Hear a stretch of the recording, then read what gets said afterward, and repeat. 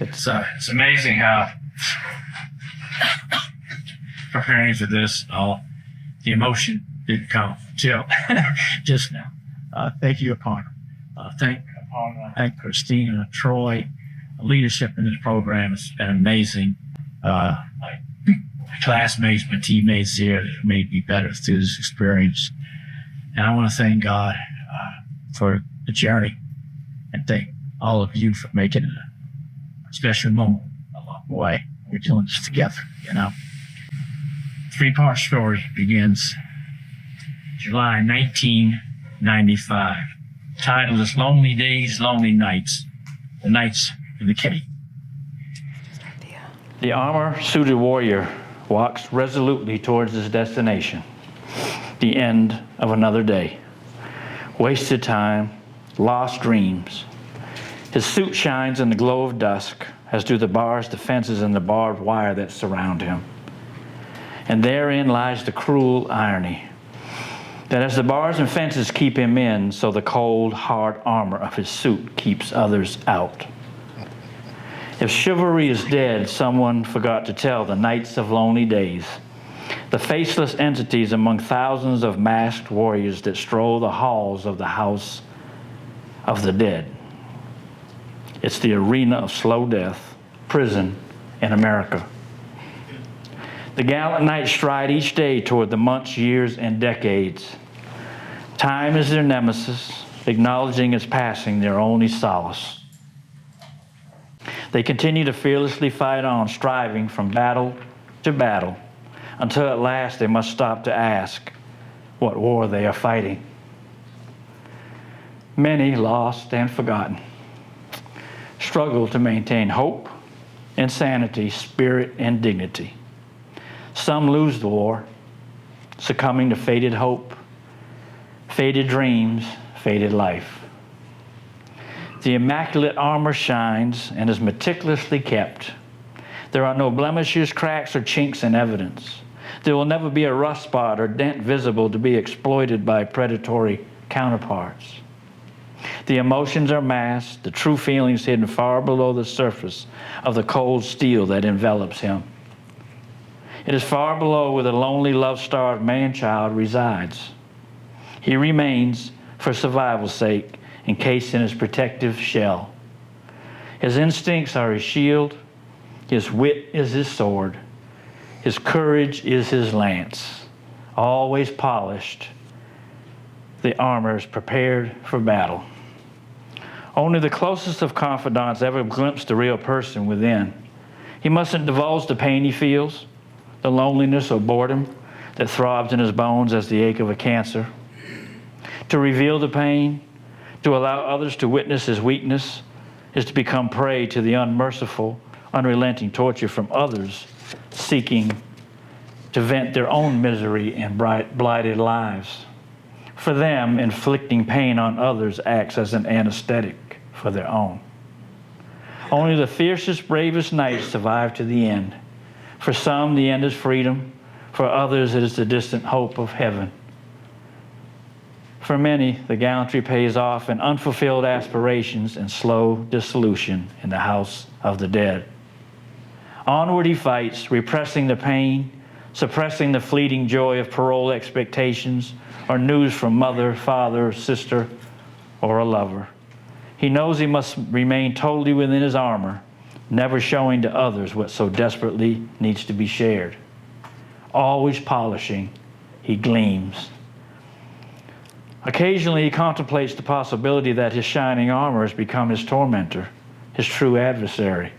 But he resigns himself to this lesser of two evils and begins to polish his sanctuary once more, polish the silver coat to a grand brilliance, routine, more routine, interminable sameness.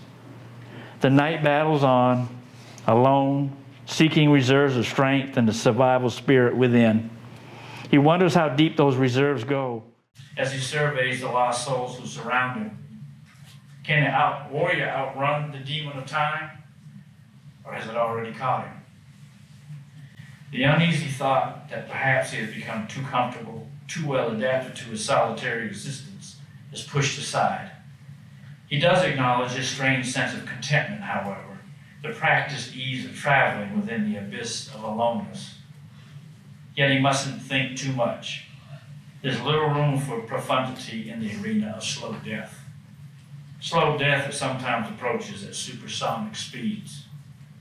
The pervasive fear, frustration, and rage that surround him must continuously be monitored. He lives in a powder keg with a short fuse, and sparks appear instantly from nowhere. The armored knight strides determinedly towards his destination, never wavering, never looking back, for the demon may be gaining. He strives for his freedom, the place where he thinks he can finally shed his protective armor. Then at last he can emerge whole. But he still has battles to fight, wars to win. Not until he has opened his heart and once again begun to trust his fellow man can he be totally free. So many lonely days, too many lonely nights.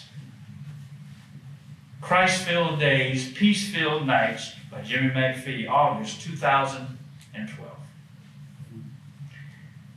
It has been almost 2 decades since I wrote Lonely Days, Lonely Nights while housed in a supermax solitary confinement cell due to a serious assault and other behavioral problems.